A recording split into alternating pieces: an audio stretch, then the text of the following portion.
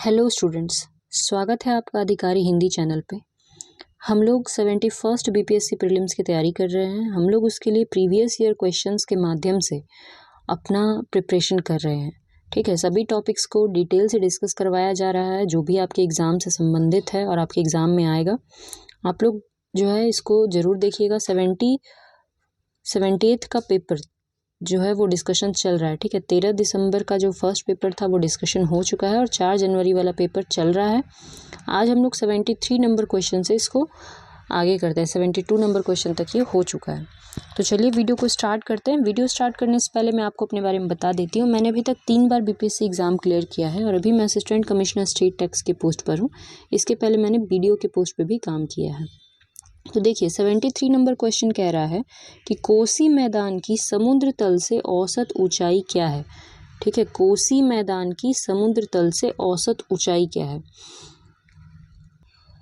ठीक है, तो जैसे आपको पता है कि कोसी को बिहार का शोक कहा जाता है और कोसी नदी जो है वो बहुत सारा गाद लेकर के आता है जो अपने ही एरिया में बिछा देता है और उसके बाद इधर उधर उसका जो स्ट्रीम है वो इधर उधर हो जाता है। मिट्टी, बालू, पत्थर अपने ही एरिया में बिछा देता है। ठीक है, अपने ही रास्ते में। तो इसका जो समुद्र तल से औसत ऊंचाई है वो बहुत ज़्यादा नहीं है। क्यों बहुत ज़्यादा नहीं है? क्योंकि ये क्या है कि मैदानी इलाका में आकर के नदी क्या करता है, मुश्किल होती है नदी को आगे बढ़ने में। नदी जो है वो विसर्पन करने लगता है। ठीक है, विसर्पन करने लगता है ऐसे ऐसे करके और नदी आगे नहीं बढ़ पाता, उसको बहुत मुश्किल होता है। तो एक ही जगह में फैलाव हो जाता है जिससे बाढ़ आ जाता है। यानी इसका जो एरिया है या जो ऊंचाई है समुद्र लेवल से बहुत ही ज़्यादा नहीं है। कितनी है? 30 मीटर, मात्र 30 मीटर। ठीक है, ये देखिए the Kosi plain has an average height of approximately 30 metre above mean sea level. This plain is a low lying area. ये लो लाइंग एरिया है, मतलब ये बहुत ही एक तरह से कहें तो गड्ढा जैसा इलाका। With in the larger Indo Gangetic plain. ये किसका हिस्सा है? इंडस और गंगेटिक प्लेन का हिस्सा। ये जो एरिया है इंडस रिवर और गंगा नदी इसका इस मैदानी इलाका का ये हिस्सा है। ठीक है, the Kosi river which originate in the Himalayas contribute to the plains relatively low elevation as it descendants on to the plain. मतलब वही है कि ये बहुत लो एलिवेशन है। पूरे बिहार का कितना है? 173 फीट। कभी बिहार का एवरेज हाइट पूछ सकता है, तो बिहार का जो एवरेज हाइट है सी लेवल से वो है 53 मीटर। तो बिहार का 53 मीटर है 173 फीट और कोसी का उससे भी कम है 30 फीट। तो कोसी के इलाके जो है वो ज़्यादा गहराई में है। ठीक है, 30 फीट है और पूरा बिहार का 53 मीटर 173 फीट। ठीक है, अब नेक्स्ट क्वेश्चन देखिए। नेक्स्ट क्वेश्चन जो है वो रीजनिंग का क्वेश्चन है। निम्नलिखित श्रृंखला में क्वेश्चन मार्क के स्थान पर क्या आएगा? क्वेश्चन मार्क के स्थान पर क्या आएगा? श्रृंखला क्या है? श्रृंखला देखो क्या है, 117, 98, 117, 98, 80, 64, क्वेश्चन मार्क 42।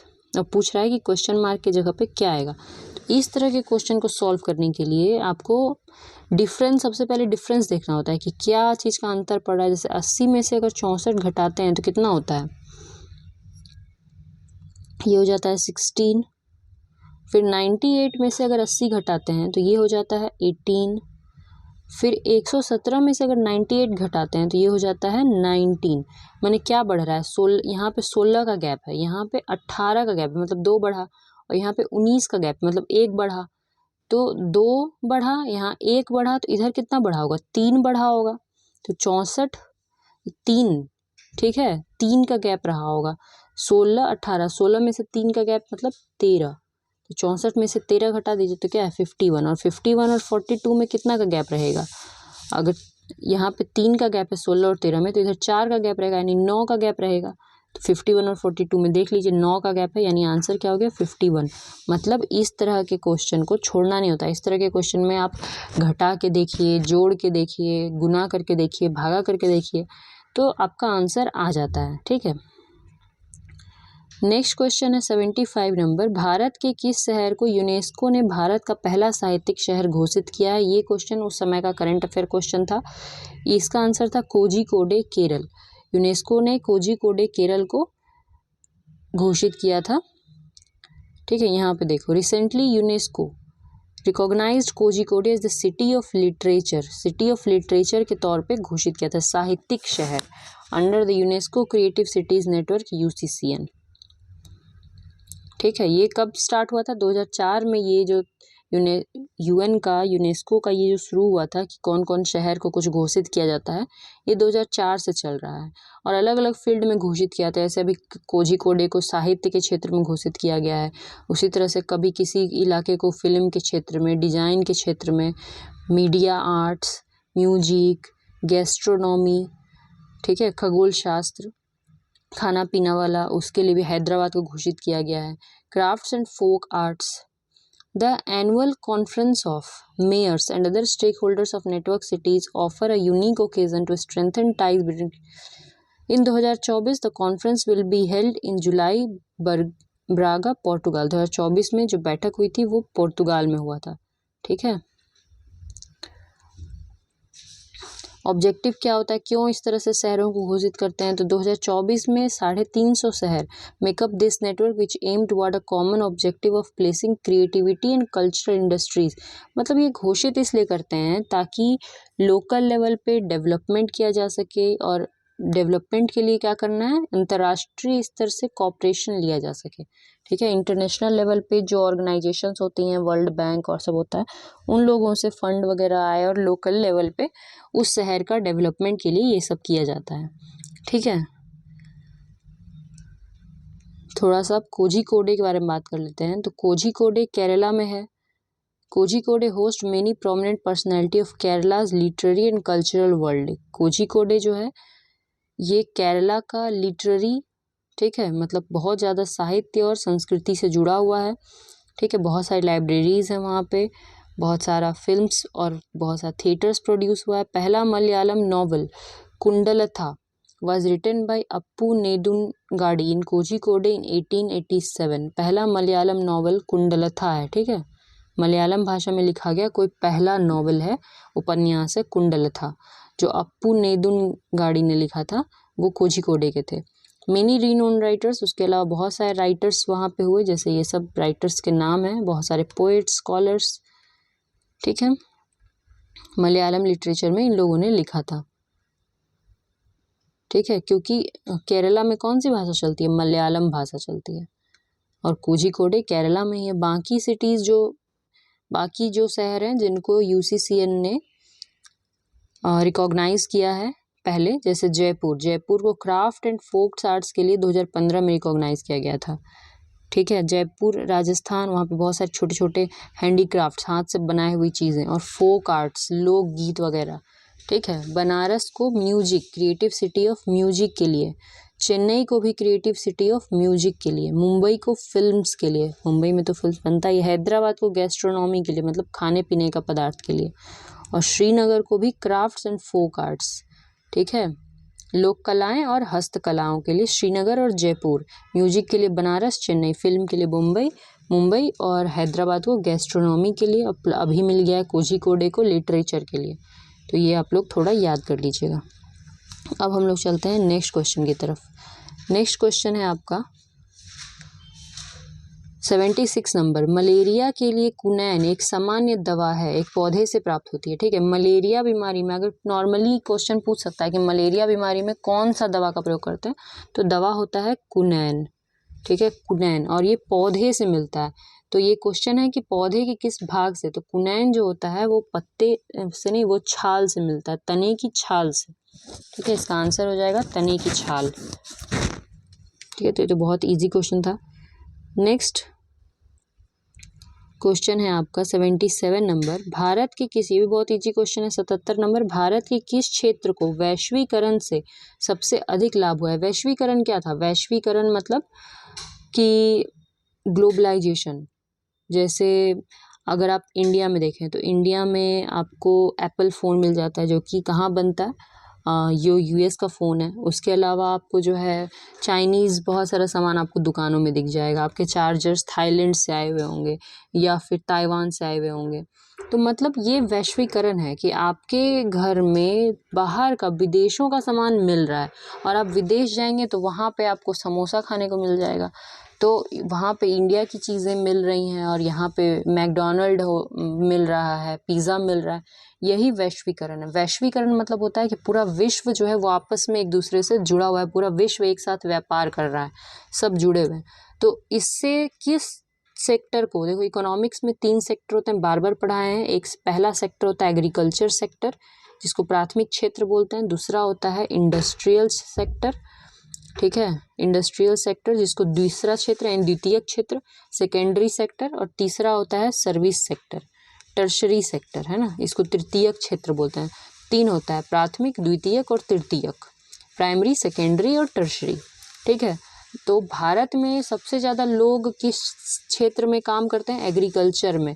झूठ मूठ का काम, मतलब कि एग्रीकल्चर में उतना काम है नहीं। एक खेत है, उसमें एक आदमी भी काम करेगा तो सफिशिएंट उतना ही अनाज होगा, वहाँ पे 10 आदमी भी काम करेंगे तो उतना ही अनाज होगा, फिर भी वहाँ पे 10 लोग लगे हुए हैं, है ना, काम उतना है नहीं। तो इस तरह का भारत में काम है, ज़्यादातर लोग एग्रीकल्चर में काम कर रहे हैं, ठीक है। एम्प्लॉयमेंट एग्रीकल्चर सेक्टर ज़्यादा दे रहा है, मगर जो जीडीपी है उसमें जीडीपी में जो कंट्रीब्यूशन है उसमें एग्रीकल्चर सेक्टर का कंट्रीब्यूशन सबसे कम है। एग्रीकल्चर सेक्टर कंट्रीब्यूट नहीं कर रहा है, कंट्रीब्यूशन सबसे ज़्यादा है सर्विस सेक्टर का, 50% से ऊपर कंट्रीब्यूशन है सर्विस सेक्टर का।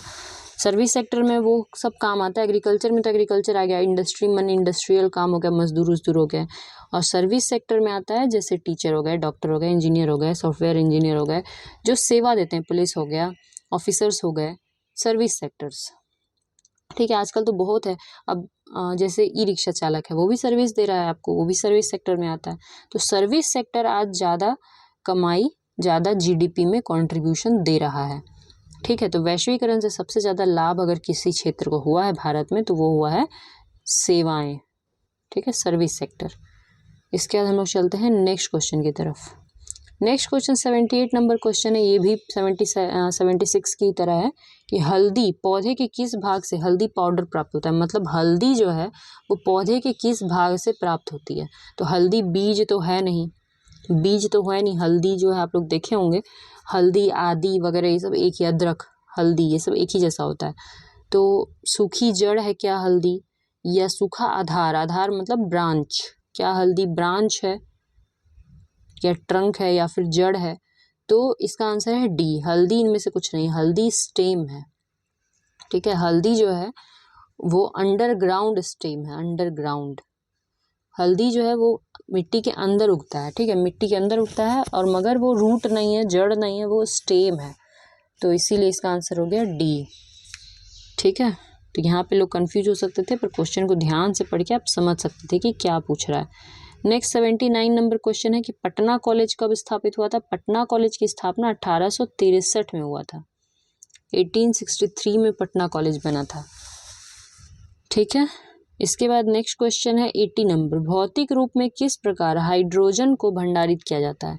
हाइड्रोजन, हाइड्रोजन तो ऐसे दिखता नहीं है, हमारे वातावरण में बहुत कम है, पानी में बहुत हाइड्रोजन होता है H2O, तो उसको क्या करते हैं, बिजली से पास कराते हैं, इलेक्ट्रोलाइसिस करता है, तो H अलग हो जाता है, ऑक्सीजन अलग हो जाता है, ठीक है, हाइड्रोजन अलग, ऑक्सीजन अलग, जब उसका इलेक्ट्रोलाइसिस करते हैं। तो जो हाइड्रोजन हमें मिलता है उसको फिर भंडारित कैसे करें, क्योंकि हाइड्रोजन बहुत बड़ी चीज़ है, वो एटॉमिक बॉम्ब से भी ज़्यादा उसका पावर होता है, हाइड्रोजन बॉम्ब बन सकता है, ठीक है।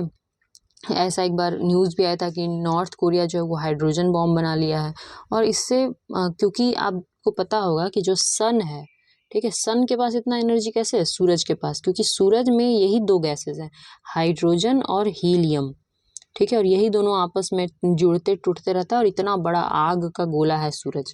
तो वो धरती पे भी अगर हम लोग इस तरह का खेल खेलेंगे कि पानी से हाइड्रोजन को अलग करेंगे और फिर हाइड्रोजन को सही से अगर नहीं स्टोर करें, सही से मेंटेन नहीं किया जाए, तो फिर वो ब्लास्ट करेगा, है ना। तो वही क्वेश्चन है कि भौतिक रूप में फिजिकली हाइड्रोजन को कैसे भंडारित करते हैं, कैसे स्टोर करें, क्या हाइड्राइड के रूप में, पानी के रूप में, या हाइड्रोजन गैस के संपीड़न से। संपीड़न में होता है कि उसको गैस निकालिए, फिर गैस को एकदम कंप्रेस कर दिए, ठीक है, कंप्रेस, जैसे कि आप अपने घर में एलपीजी देखे होंगे, तो आपके यहाँ जो एलपीजी होता है उसको हिलाइएगा तो वो लिक्विड की तरह आवाज़ करता है, पर है तो गैस, नाम क्या है, लिक्विफाइड पेट्रोलियम गैस, ठीक है तो गैस पर आवाज करता है लिक्विड की तरह, क्योंकि गैस को जब बहुत ज्यादा दबाया जाता है तो वो लिक्विड बन जाता है। ठीक है, जैसे कि परफ्यूम का बॉटल आप देखिए, तो परफ्यूम क्या है, गैस है, पर बॉटल हिलाइएगा तो आवाज करेगा, क्योंकि उसमें क्या है, गैस को बहुत ज्यादा दबा दबा के ठूस ठूस के भर दिया है। तो गैस के मॉलिक्यूल्स दूर दूर होते हैं, जब उनको दबा दबा के पास किया जाता है तो वो लिक्विड में कन्वर्ट हो जाते हैं। गैस कन्वर्ट इनटू लिक्विड, बहुत ज़्यादा अगर उसको संपीड़ित किया जाए, माने कंप्रेस किया जाए, दबाया जाए। तो उसी तरह से हाइड्रोजन को भी स्टोर किया जाता है, हाइड्रोजन गैस को संपीड़न के माध्यम से स्टोर करते हैं। ठीक है, देखो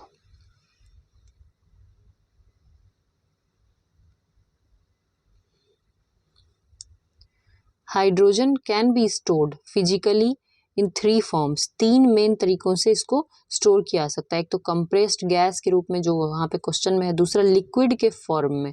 तो हाइड्रोजन को लिक्विड के फॉर्म में, ये तो नहीं लिखा है कि जल के रूप में, वाटर फॉर्म में, नहीं, हाइड्रोजन को लिक्विड बना के, वही बात हुआ, कंप्रेस कर दो, दबा दबा के लिक्विड बन जाए।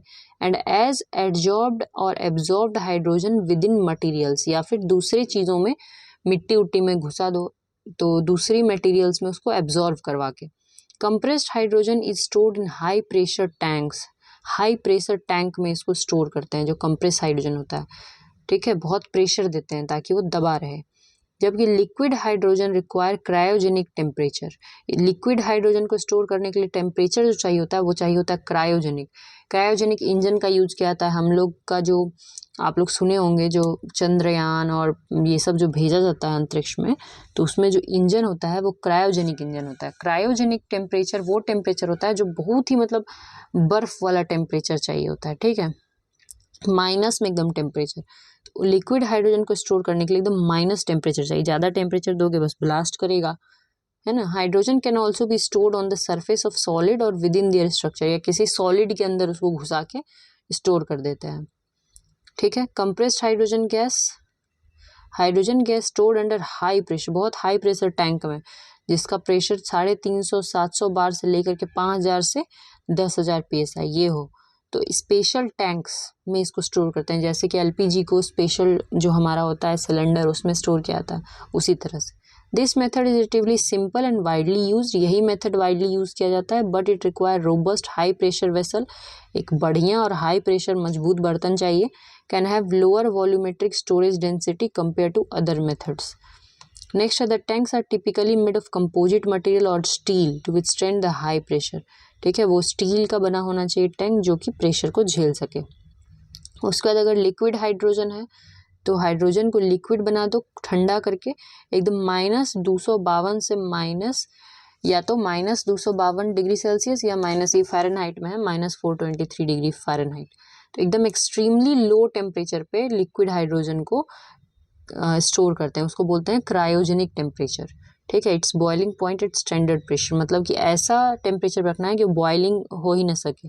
This method offer higher volumetric density compare to but it require significant energy input for cooling, इसमें ज़्यादा मेहनत लगता है क्योंकि कूलिंग करवाना होता है, उस गैस को ठंडा करना होता है। ठीक है, और एक तरीका है कि सॉलिड में स्टोर करके किसी मेटल के अंदर स्टोर कर दो। ठीक है, कोई पोरस मेटल है तो उसमें घुसा दो उस मेटल के अंदर, तो ये एड्जॉर्प्शन और एब्जॉर्प्शन टेक्निक है, इसका प्रयोग नहीं करते हैं। सबसे ज़्यादा जो प्रयोग किया जाता है वो तकनीक है आपका वही जो आपके क्वेश्चन में दिया हुआ है। ठीक है,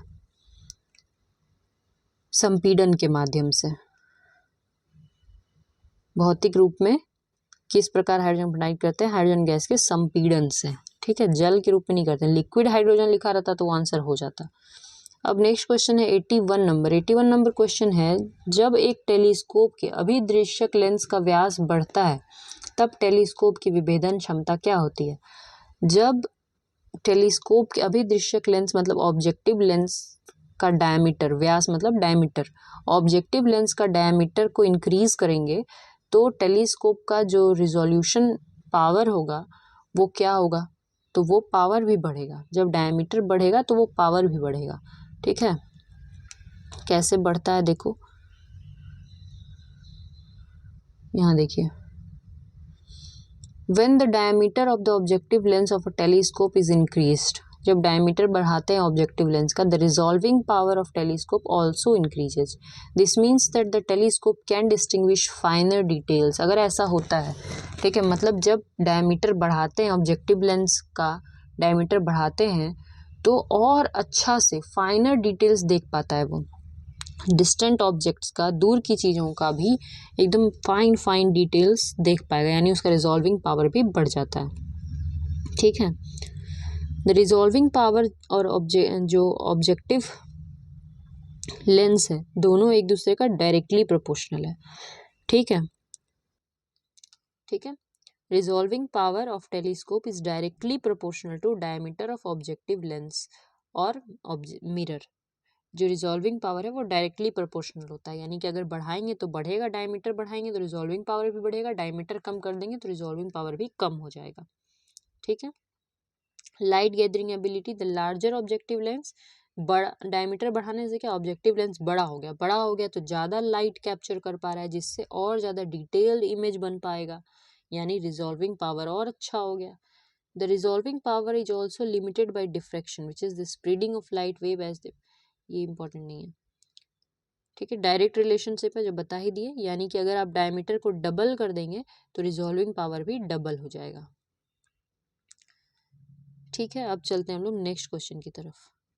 नेक्स्ट क्वेश्चन है आपका 82 नंबर। 2023 की जनगणना के अनुसार किस भारतीय राज्य में साक्षरता दर सबसे अधिक है? ठीक है, क्वेश्चन ही गलत था। 2023 की जनगणना, जनगणना अभी तक हुआ है 2011 के बाद से जनगणना तो अभी तक हुआ ही नहीं है। हाँ, 2011 वाली जनगणना आप लोग को पढ़ना बहुत ज़्यादा ज़रूरी है। ठीक है, तो इसको ज़रूर डिटेल में आप लोग पढ़ लेना। ये आपको टेलीग्राम पे इसका पीडीएफ है तो वहाँ से पढ़ लेना। 2011 का बिहार का भी पढ़ लेना है और इंडिया का भी पढ़ लेना है, दोनों का पढ़ लेना है। और अब इसके बाद 2026 में जनगणना होने वाली है तो देखा जाएगा जब 26 में होगा। तो ये क्वेश्चन गलत था। ठीक है, नेक्स्ट 83 नंबर क्वेश्चन है। 100 डिग्री सेल्सियस तापमान पर वायु में जलने की तुलना में 100 डिग्री सेल्सियस तापमान पर भाप में जलना, वाष्प में जलना क्या होता है, कौन ज़्यादा खतरनाक है? अगर जैसे कहते हैं ना कि गर्म पानी से जल जाना ठीक है, पर रोटी बनाते टाइम जो भाप लगता है उससे नहीं जलना चाहिए। ठीक है, भाप से जलना ज़्यादा खतरनाक होता है। तो यहाँ पे क्वेश्चन में कम खतरनाक, ज़्यादा खतरनाक, फिर यहाँ पे है कम खतरनाक, फिर यहाँ पे है ज़्यादा खतरनाक। तो कम वाले तो आपके कट जाएंगे, अब ज़्यादा खतरनाक वाला ऑप्शन आपका बच रहा है।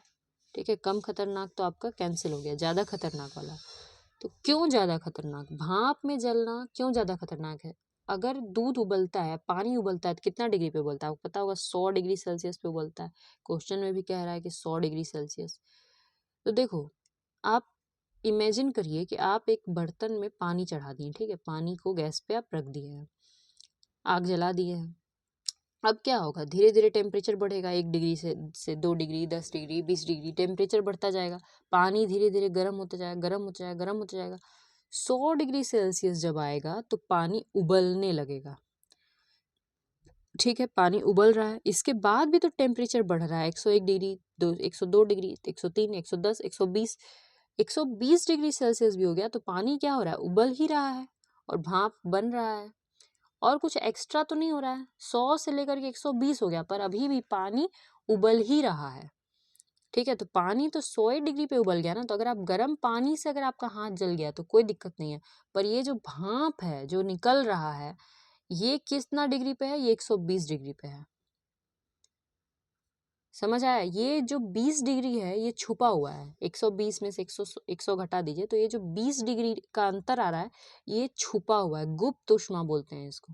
कि आप टेम्परेचर तो देते जा रहे हैं, देते जा रहे हैं, नीचे से आप आग तो लगाए हुए हैं मगर टेम्परेचर बढ़ नहीं रहा है। आप नापिएगा ना तो पानी का टेम्परेचर नापिएगा तो 100 दिखाएगा, जबकि आप आग तो दे रहे हैं उसको। तो यानी क्या हो रहा है, गुप्त ऊष्मा है, छुपी हुई ऊष्मा, लेटेंट हीट बोलते हैं इसको। और ये जो छुपा हुआ हीट है ये किस में जा रहा है, भाप में जा रहा है, भाप में। इसीलिए वाष्प जो होता है वो ज़्यादा खतरनाक होता है। ठीक है, पानी कम खतरनाक होता है, गर्म 100 डिग्री सेल्सियस पे गर्म पानी और 100 डिग्री सेल्सियस पे भाप, तो भाप अधिक खतरनाक है और ज़्यादा खतरनाक है। तो मिल गया। अब क्यों ज़्यादा खतरनाक है, तो ज़्यादा वाष्पीकरण की गुप्त ऊष्मा, क्योंकि उसमें वाष्पीकरण की गुप्त ऊष्मा जो है वो ज़्यादा है। यहाँ पे लिखा है कम वाष्पीकरण गुप्त, नहीं कम नहीं है, वाष्पीकरण की जो गुप्त ऊष्मा है, गुप्त ऊष्मा छुपी हुई जो हीट है वो ज़्यादा है, इसीलिए ज़्यादा खतरनाक है। ठीक है, इसके बाद नेक्स्ट क्वेश्चन देखिए 84 नंबर। ये क्वेश्चन बहुत आसान था, मतलब उतना भी नहीं। क्या है, निम्नलिखित में से कौन सा प्राचीन भारत में बौद्ध शिक्षा प्रसिद्ध केंद्र नहीं था? बौद्ध शिक्षा का तो आपको तो पता है नालंदा तो था ही, तो ये तो कट गया।